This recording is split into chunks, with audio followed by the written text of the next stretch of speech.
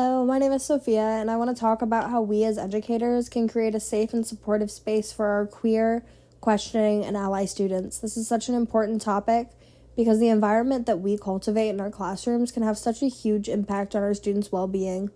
Here's a quick overview of what I'll be covering today. First, I'll explain the issue and why it matters, then I'll share my position and perspective on it. After that, I will walk you through a sample student project that addresses the issue in a meaningful way. And finally, I'll go ahead and highlight some community resources and nonprofits that can support both educators and students.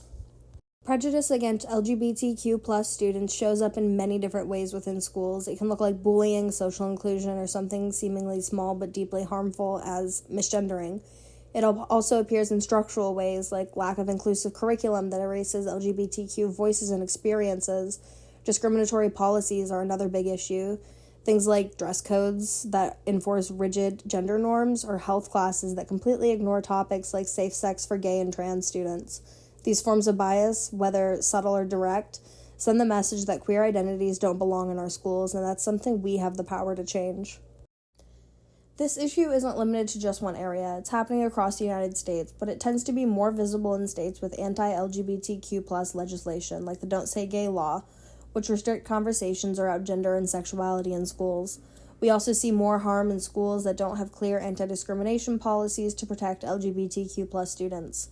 On top of that, even in schools with good intentions, there are classrooms where teachers and staff simply don't have the proper training and inclusivity. The lack of awareness can unintentionally create environments that feel unsafe or unwelcoming to queer and questioning students. An example of harmful legislation is Florida's Don't Say Gay law. This law bans discrimination of sexual orientation or gender identity in primary school, and in older grades it restricts these discussions if they are deemed not age-appropriate. But the law doesn't define what age-appropriate actually means, or who gets to decide that. It also allows any parent to sue the school for compensation if they believe that these topics have been discussed in the classroom. This creates a chilling effect where teachers are afraid to speak up or support their queer students, even those who really need it. This kind of legislation and lack of support doesn't affect just one group, it impacts a whole range of people. LGBTQIA plus youth are directly harmed, especially trans and non-binary students who often face the highest rates of discrimination. But it also affects students who have LGBTQIA plus family members or guardians, as well as queer teachers and staff. When these identities are silenced or treated as inappropriate, it sends the message that they don't belong, which is incredibly damaging both emotionally and academically. There are some serious consequences tied to this issue, both in short-term and long-term. In short-term, LGBTQIA plus students often experience increased bullying, feel unsafe or unwelcome at school, and they may start skipping classes or avoiding school altogether. This can lead to mental health struggles, including anxiety and depression, long-term effects, the effects that can be even more devastating. We see higher dropout rates, lower academic achievement, and increased risk of self-harm and suicide, especially amongst trans youth. On top of that, the damage to a student's confidence, identity, and sense of self-worth can last into adulthood. To help us understand the severity of this issue, here are some important statistics about LGBTQIA plus youth. 41% of LGBTQIA plus young people seriously considered attempting suicide in the past year. Nearly 1 in 3 queer young people said that hearing news about potential laws banning discussions of queer identities in school made their mental health much worse. A majority of LGBTQ youth reported being verbally harassed in school because others thought that they were queer. Over half, 56% of LGBTQ youth who wanted mental health care in the past year were unable to access it, and about 14% of queer young people attempted suicide in the past year, with nearly 1 in 5 transgender and non-binary youth in this group. These numbers show just how critical it is that we create supportive, safe environments for our queer and questioning students. LGBTQIA plus students are not an option. They exist, they matter, and they deserve to thrive just like any other student. When schools fail to affirm and protect LGBTQIA plus students, they don't just fall short, they become part of the problem. Silence is not neutrality, it's betrayal, and as educators, our responsibility is to all students, straight, queer, questioning, and everything in between. Anything less is a failure of our duty. Students can't truly learn unless they feel like they belong. This means creating a safe, inclusive environment where every student understands that their words and actions impact those around them. A student's identity and well-being are deeply shaped by their school environment. When students feel connected and seen, They are more likely to engage, grow, and thrive, but when they feel excluded, whether intentionally or not, it disrupts both their emotional development and their ability to focus, retain, and apply what they are learning. In this project, students will explore the work of LGBTQIA+ artists across different media and reflect on how queer expression challenges societal norms, creates safe spaces for marginalized voices, and promotes empathy. After their research, each student will create an original artwork inspired by a specific queer artist of their choosing. The objective of the project includes recognizing the contributions of LGBTQIA+ artists, exploring the connection between identity and creative expression, and analyzing how queer representation in education and media impacts students. Additionally, students will develop their own personal style in the artwork, reflecting either personal identity or allyship. Through the process, they will build important research and critical thinking and communication skills.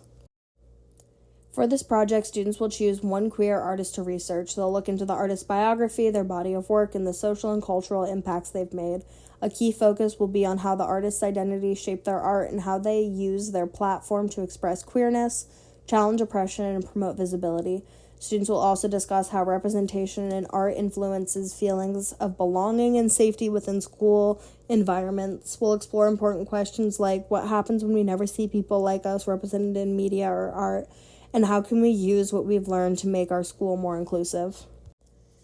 After research, each student will create an original piece of artwork. This could be a drawing, a sculpture, a zine, or other medium, based on the artist that they studied. Along with their artwork, students will write a short reflection that connects their piece to themes like visibility, identity, or allyship. To celebrate their work, we'll host a gallery where students can share their pieces. This event can also include community engagement opportunities, such as inviting parents, teachers, and local artists to participate and support student voices.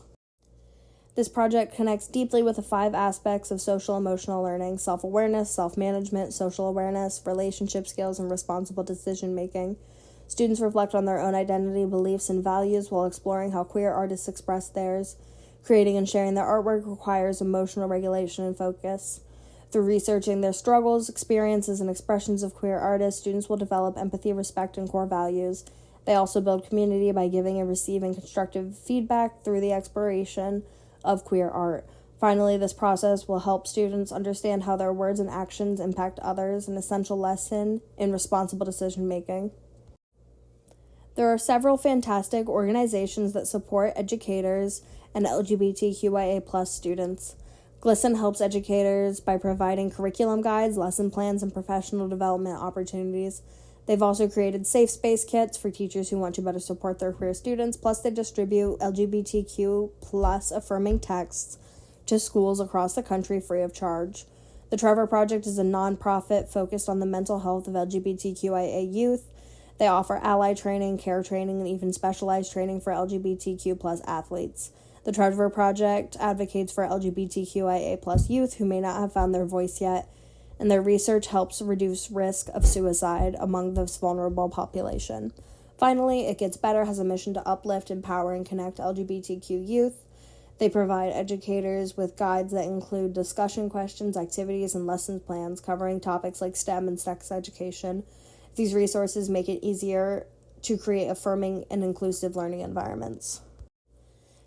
Thank you all for listening and engaging with this important topic today. If you'd like to learn more, here are the sources I used to prepare this presentation.